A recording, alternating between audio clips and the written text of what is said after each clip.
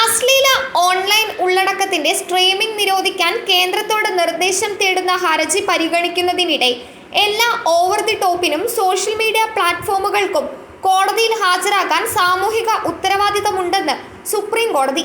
OTT പ്ലാറ്റ്ഫോമുകളിലും social മീഡിയയിലും ആക്ഷേപകരമായതും അസഭ്യവുമായ ഉള്ളടക്കം സംബന്ധിച്ച് പ്രധാനപ്പെട്ട ആരോപണങ്ങൾ ഉന്നയിക്കുന്നു എന്ന് നിരീക്ഷിച്ച കോടതി, ഉള്ളടക്കം വികൃതമായ പരിധിവരെ പോകുന്നുവെന്ന് സോളിസിറ്റർ ജനറൽ ന്യായമായും പറയുന്നു എന്ന് കൂട്ടിച്ചേർത്തു.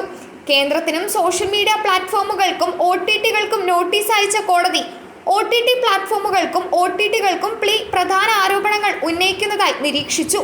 ചില നിയന്ത്രണങ്ങൾ ഇതിനകം ഉണ്ടെന്നും ഭാവിയിൽ കുറച്ചുകൂടി നിയന്ത്രണങ്ങൾ ഏർപ്പെടുത്തുമെന്നും കേന്ദ്രം കോടതിയെ ബോധിപ്പിച്ചു. ചില കണ്ടന്റുകളിലുള്ള പ്രശ്നങ്ങൾ മൂലം ആളുകൾക്ക് ഒരുമിച്ചിരുന്ന് കാണാൻ സാധിക്കുന്നില്ല. 18 വയസ്സിന് മുകളിലുള്ളവർ കാണാൻ പാടില്ല എന്നതാണ് വ്യവസ്ഥ. എന്നാൽ സെൻസർഷിപ്പ് പാടില്ല. ചില നിയന്ത്രണങ്ങൾ നിലവിലുണ്ട്. ഇത് ആലോചനയിലാണ് എന്ന് വാദം കേൾക്കുന്നതിനിടെ ST തുഷാർ മേത്ത ബെഞ്ചിനോട് പറഞ്ഞു. ഫേസ്ബുക്ക്, ഇൻസ്റ്റഗ്രാം, യൂട്യൂബ്, നെറ്റ്ഫ്ലിക്സ് തുടങ്ങിയ പ്ലാറ്റ്ഫോമുകളിലെ അശ്ലീലം തടയുന്നതിനുള്ള മാർഗനിർദ്ദേശങ്ങൾ രൂപീകരിക്കുന്നതിനും കണ്ടന്റ് നിയന്ത്രണ മേൽനോട്ടം വഹിക്കുന്നതിനുമായി ഒരു ദേശീയ കണ്ടന്റ് നിയന്ത്രണ അതോറിറ്റി രൂപീകരിക്കണമെന്നും ഹർജിയിൽ ആവശ്യപ്പെട്ടു. വിഷയം നിയമനിർമ്മാണ പരിധിയിൽ വരുന്നതാണെന്നും ഹർജിക്കാരനോട് നേരത്തെ തന്നെ പറഞ്ഞിട്ടുണ്ടെന്നും ബെഞ്ച് കേന്ദ്രത്തെ അറിയിച്ചു. കേന്ദ്രത്തിന്റെ വാദം അംഗീകരിച്ചുകൊണ്ട് എക്സിക്യൂട്ടീവിന്റെയും നിയമസഭയുടെയും പാതകളിൽ നിന്ന് മാറി നിൽക്കാൻ ആഗ്രഹിക്കുന്നുവെന്ന് കോടതി വ്യക്തമാക്കി.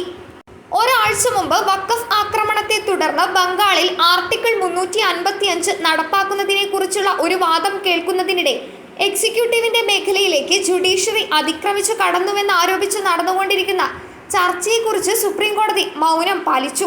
പാർലമെന്ററി എക്സിക്യൂട്ടീവ് പ്രവർത്തനങ്ങളിൽ തങ്ങൾ കയ്യേറ്റം നടത്തിയതായി ആരോപിക്കപ്പെടുന്നുവെന്ന് വാദം കേൾക്കുന്നതിനിടെ ജസ്റ്റിസ് BR ഗവായി പറഞ്ഞു.